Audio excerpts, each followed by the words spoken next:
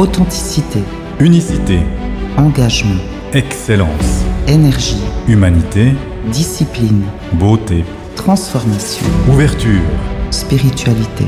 durabilité. Renaissance 69. Renaissance 69.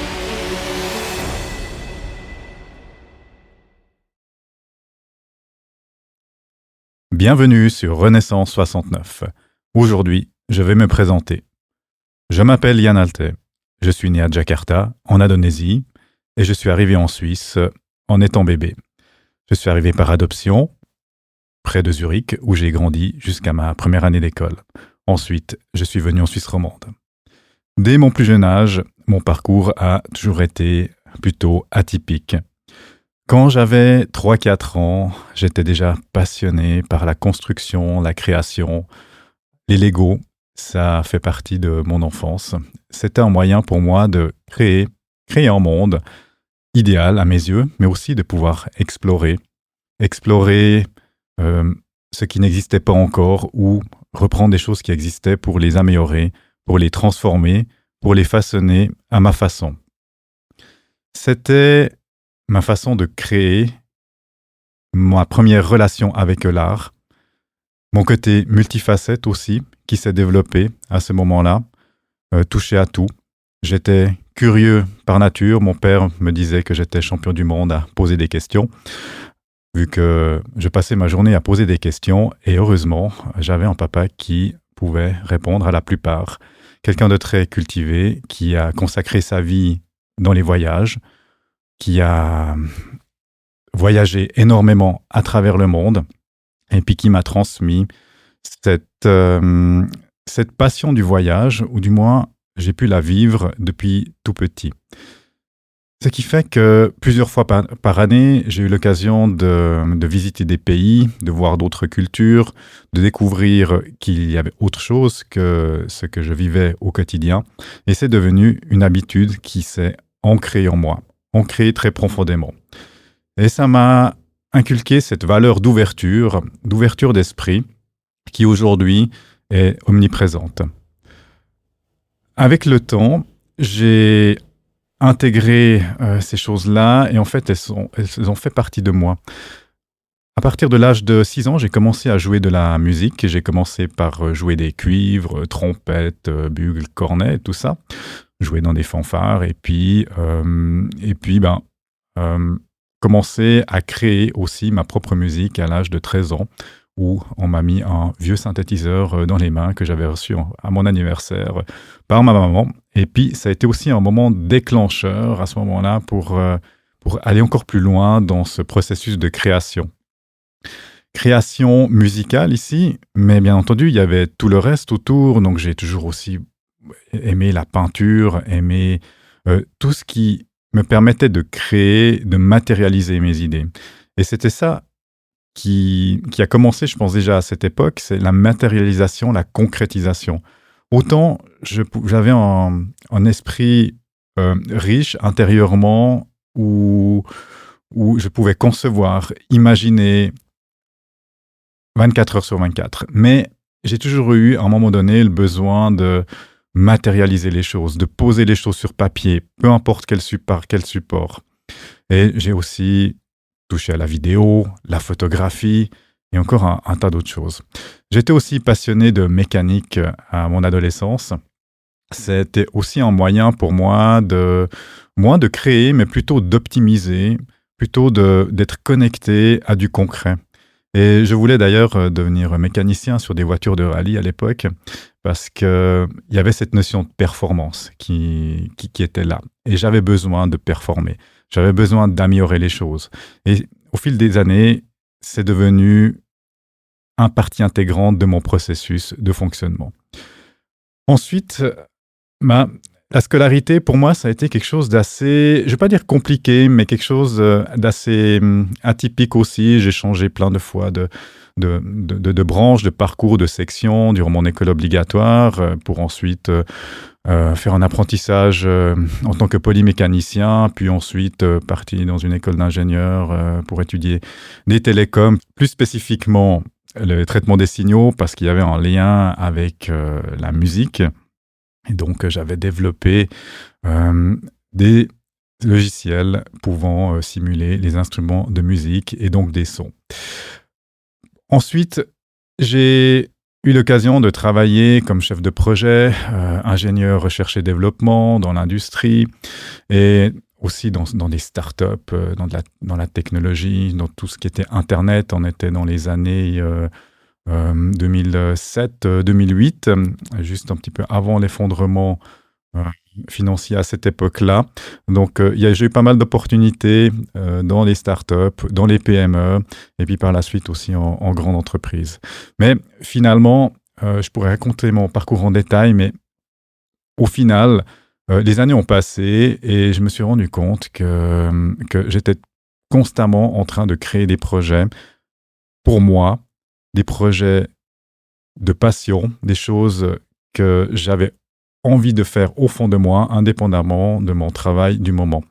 Et ça a été le cas en fait depuis mon adolescence, où j'avais commencé mes premiers business avec de l'achat-revente de pièces de vélomoteur à l'époque. C'était presque insignifiant. Mais quand j'y repense, il y avait quand même déjà des notions d'import-export, l'histoire des frais de douane et tout ça. Donc j'étais assez confronté de manière autodidacte en fait à toutes ces choses. Et ce mot autodidacte, c'est vraiment ce qui me caractérise. J'ai pas mal de choses auxquelles j'ai touché au fil des années. Et on pourrait se dire que j'ai touché à tout et finalement rien fait. Mais quand je vois aujourd'hui ce que j'ai pu mettre en place, chaque partie ou chaque étape de ma vie m'a permis de me plonger à pas 100%, à 200, 300% dans quelque chose pour en tirer le maximum. En tirer le maximum, c'est vraiment comprendre et pas aller s'arrêter juste en superficie. Pour moi, aujourd'hui, le plus important quand je prends quelque chose en main, c'est de maîtriser vraiment ce que je fais. Maîtriser tel en professionnel, tel quelqu'un d'expérimenté. Et pourquoi j'ai besoin de ça? Ça vient naturellement. J'ai ce besoin d'atteindre des recherches de perfection, on va dire, d'atteindre cette excellence, en tout cas ce processus d'excellence, pour m'épanouir, pour pouvoir dire « Ah, voilà, ça, c'est fait ». Et ça s'est cumulé avec les années et j'ai touché à pas mal de domaines au final. Et aujourd'hui, j'en suis arrivé à un point convergent où, il y a quelques années, tout a vraiment convergé sur une chose. Et ça a été le début de mon personal branding. Aujourd'hui, Jan Alte Brands, la société que j'ai fondée en 2021, qui regroupe un écosystème de différentes marques et projets. Parmi ces projets, on a plusieurs axes, mais le point central, ça reste art et création. Art et création, la chose qui m'a poursuivi ou suivi toute ma vie. Et quand je dis art et création, on parle bien sûr des œuvres de l'esprit, quand on parle d'art, mais de création au sens large. Donc, tout ce qu'on peut créer, tout ce qu'on peut imaginer, même sans forcément l'avoir réalisé, pour moi, ça fait partie de la création. Après, il y a la matérialisation des choses, qui est pour moi la partie finale de mon processus. Je dis processus parce qu'à force de créer des projets, à créer des activités, à mettre des organisations en place, j'ai fini par créer un processus performant pour moi, en tout cas, qui s'améliore bien entendu. Mais on a par exemple tout ce qui est photographie et vidéo que j'ai voulu regrouper dans une de mes marques qui s'appelle aujourd'hui Unifil, que j'ai démarré avec un associé. Et là, on est spécialisé actuellement dans tout ce qui est photographie, de manière générale, mais photographie produit et puis des productions sur mesure. Là aussi, je peux mettre en place des équipes à géométrie variable en fonction des projets. Bien sûr, j'ai des partenaires avec lesquels je travaille depuis des années, avec qui auxquels je fais confiance et dont je peux être garant de leur travail et de la qualité. J'ai aussi tous mes projets personnels que j'ai dû mettre sous une casquette à un moment donné. Ça c'est sous Dizzy Sian, donc j'ai mon portfolio en tant que modèle où j'ai fait pendant plusieurs années beaucoup de séries photographiques avec plusieurs photographes. D'ailleurs, il y a un livre qui devrait sortir tout prochainement, qui, qui porte étonnamment aussi le titre de Renaissance, mais au pluriel. Coïncidence ou pas, je ne sais pas, en tout cas c'est là. J'ai aussi beaucoup fait d'animation, que ce soit des événements de petite taille, des ateliers, de la facilitation ou des événements à plus de 100, 200 personnes. L'event management fait partie aussi des choses que j'aime faire et que j'ai appris à faire. Ensuite, il y a la partie musicale. J'avais lancé un projet de comédie musicale juste avant le Covid. Actuellement, j'ai pu produire 2 morceaux. C'est connu sous le nom de My Rock and Love Story. Et les 2 morceaux, on peut les trouver sur les plateformes de streaming. Et ce projet devrait reprendre le jour à un moment donné. Et c'est un petit peu cyclique, comme la plupart de mes projets. Je plante des graines, ça pousse à différentes vitesses. Mais ce qui est fabuleux là-dedans, c'est qu'au bout d'un moment, il y a une graine qui a germé, qui devient une plante, et puis qui devient un arbre et qui fleurit. Et c'est magnifique de voir le cheminement en se retournant. J'ai aussi toujours été passionné, plutôt fasciné par la beauté en général. Et l'univers de la mode m'a toujours fasciné aussi. Donc, j'en suis arrivé à créer ma marque de mode Glam & Bells, qui est actuellement en cours de lancement. C'est des années d'exploration, de prototypage. Et mon processus est assez particulier parce que je conçois les pièces et je les ajuste sur moi-même. Alors, je travaille en collaboration avec des personnes fabuleuses qui comprennent mes idées et qui peuvent m'aider à les matérialiser. Alors, bien sûr, je sais coudre, je sais tout ça, mais je laisse aussi à un moment donné aux experts, aux personnes faire leur métier, car je sais qu'ils le feront mieux, plus rapidement que moi. Mais ça n'empêche pas que je peux parler avec eux avec un langage professionnel et être crédible. J'ai aussi, au fil des années, été touché par des artistes dans différents domaines. Et j'ai décidé récemment que j'allais faire une sélection. C'est en sorte une curation de mes coups de cœur d'artistes pour les mettre sous un même toit. Et ça s'appelle YH Sélection. Et là, j'organise des ateliers en collaboration avec ces artistes, des expositions et encore un tas d'autres choses à venir. C'est vraiment quelque chose qui s'est aussi cristallisé avec le temps et que je suis en train de développer. Un autre sujet qui me touche beaucoup, qui a été un déclencheur il y a quelques années, je pense que ça fait partie de mon chemin de la Renaissance, c'est le projet Cultiver la différence. En 2021, j'ai fait le pari à moi-même que je pouvais réunir des gens autour de la notion de différence. Ça paraît abstrait comme ça, et ce que j'ai concrètement fait, je suis allé sur une petite scène avec un talk que j'avais préparé d'une 20aine de minutes qui s'appelait « Je suis moi ». Aujourd'hui, c'est devenu une de mes principales conférences qui s'appelle « Je suis moi, quoi qu'il en soit ». De quoi je parle ? Eh bien, je parle de moi, mais pas sur le plan ou sur un niveau égocentrique. C'est simplement mon identité, quelques éléments de mon parcours, et puis aussi quel impact ça a eu sur moi. Donc, c'est plus un talk ou des conférences d'inspiration qui, il y a quelques années, il y en a une en particulier qui m'avait vraiment, vraiment marqué parce que on était une quinzaine de personnes et les gens se sont ouverts. Ils ont témoigné d'histoires personnelles et c'était très touchant. Et en fait, ça a été à ce moment-là que je me suis rendu compte que Cultiver la différence était un projet communautaire qui avait un énorme potentiel. Et en 2023, on s'est constitué comme association fédérative à but non lucratif. Je dis association fédérative parce qu'on regroupe aussi des organisations en plus de regrouper des individus. Donc, Cultiver la différence, c'est, on va dire, un de mes chevaux de bataille, si je peux dire ça comme ça, dans cette valorisation de la différence. Et la différence, ça touche tout le monde, sans aucune exception. Je dis toujours, on est tous différents, donc à quelque part, personne n'est normal. Je suis moi, quoi qu'il en soit, qui est même aussi devenu une série de t-shirts.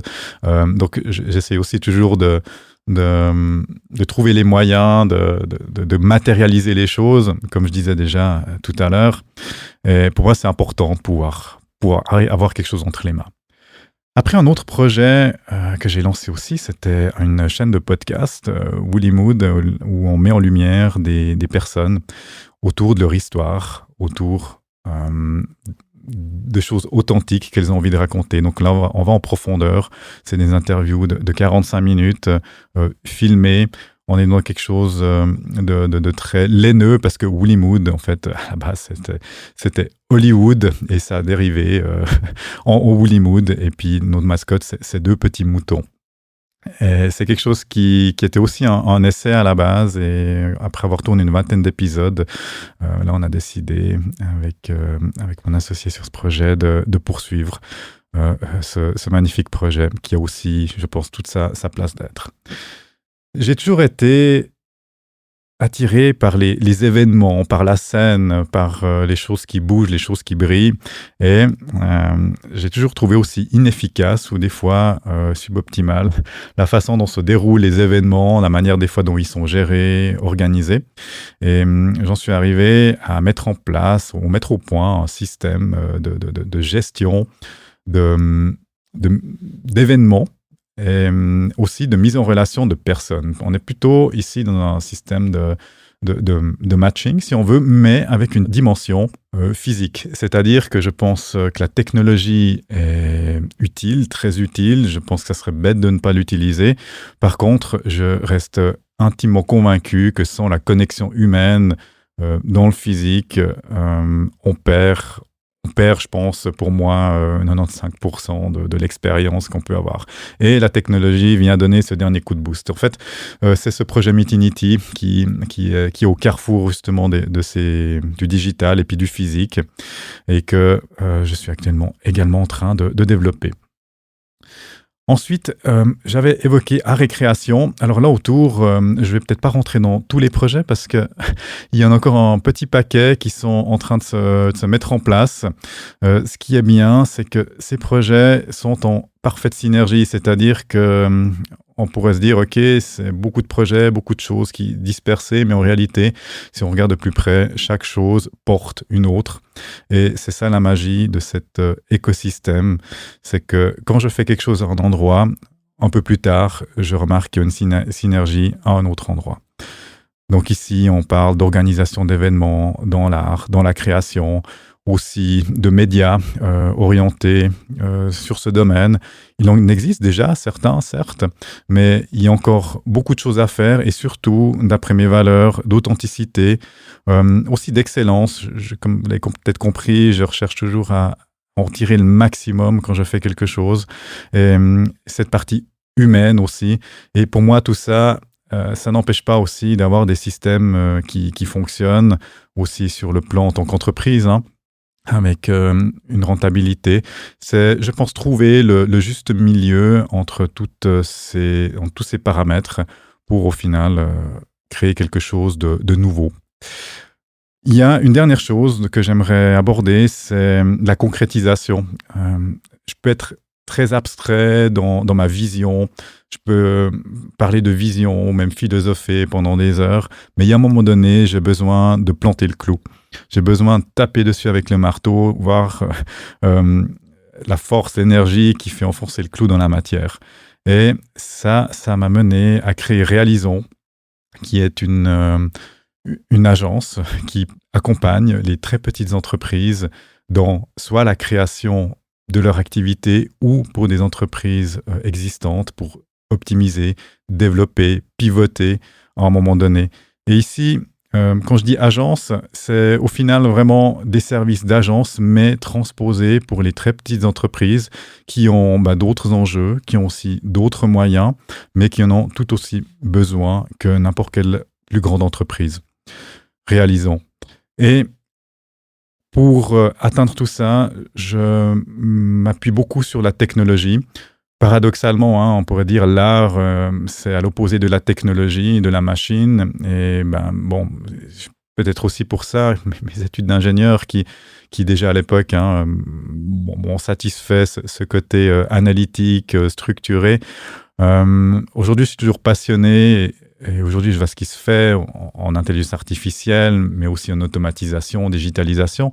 Et finalement, l'intelligence artificielle, pour moi, c'est un outil fabuleux dont on en reparlera certainement, mais qui est pour moi central. Et je pense que ça libère des potentiels, des possibilités qu'on n'avait pas imaginé jusqu'à maintenant. C'est en quelque sorte pour moi une extension de notre cerveau, de notre pensée, et utilisée à bon escient, parallèlement à toute l'humanité dont je parle et qui est nécessaire. Je pense que l'intelligence artificielle et toute autre technologie a totalement sa place.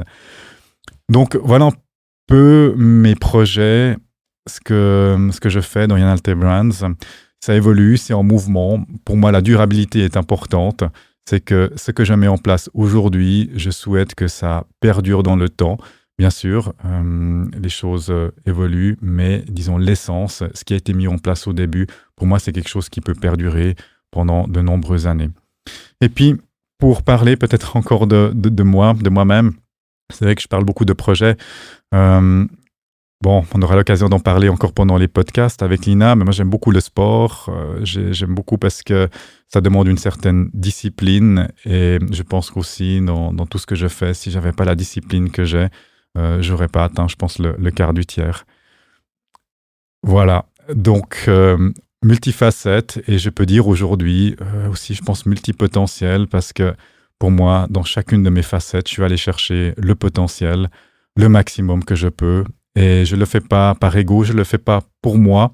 Je le fais parce que je pense que c'est juste, parce que je pense que c'est quelque chose qu'on peut partager. Et je suis quelqu'un qui aime rencontrer des gens, rassembler des gens et puis apporter quelque chose sur cette terre. Au final, on a bouclé la boucle, on est à Renaissance 69. Et la rencontre avec Lina, en parallélisme dans nos histoires, dans notre parcours, même qu'on est finalement très différents, mais peut-être aussi complémentaires. Et je crois vraiment que Renaissance 69, avec toute mon expérience, mon vécu et l'histoire incroyable et l'expérience incroyable de Lina, qu'on devrait créer des synergies avec 1 + 1 est égal à l'infini, j'ai envie de dire. Et pour moi, je me réjouis de cette aventure, de la voir vivre et surtout de la voir se réaliser. Comme je disais, réalisons tout ce qu'on peut pour apporter le bien, l'authenticité, créer un monde meilleur. Merci beaucoup. À bientôt. Authenticité, Unicité, engagement, excellence, énergie, humanité, discipline, beauté, transformation, ouverture, spiritualité. durabilité. Renaissance 69. Renaissance 69.